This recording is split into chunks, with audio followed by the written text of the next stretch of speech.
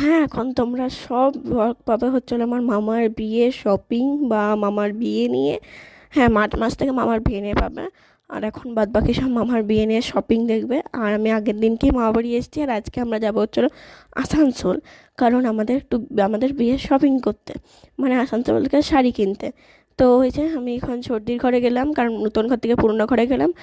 আর গাড়িতে চেপে গেছি। আর আমরা আজকে যাব, চলো তোমরাই গেস করো আমরা কোথায় যাচ্ছি এখন। আরে মামার বিয়ে না নিয়ে না, সত্যি বলছি আমরা এত এক্সাইটেড ছিলাম।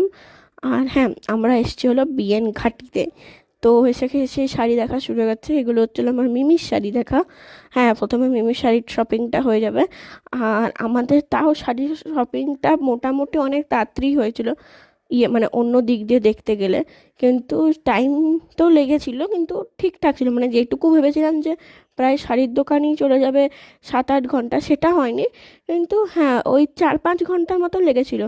আর এখানে আমি মডেল হয়ে গেছি। এখানে আমি মিমির যে লেহেঙ্গাগুলো পরবে ওই লেহেঙ্গাগুলো আমাকে দিয়ে ট্রায়াল করাচ্ছিল। আর এইগুলো আমারও কটা লেহেঙ্গা ছিল, আমিও ট্রায়াল করলাম।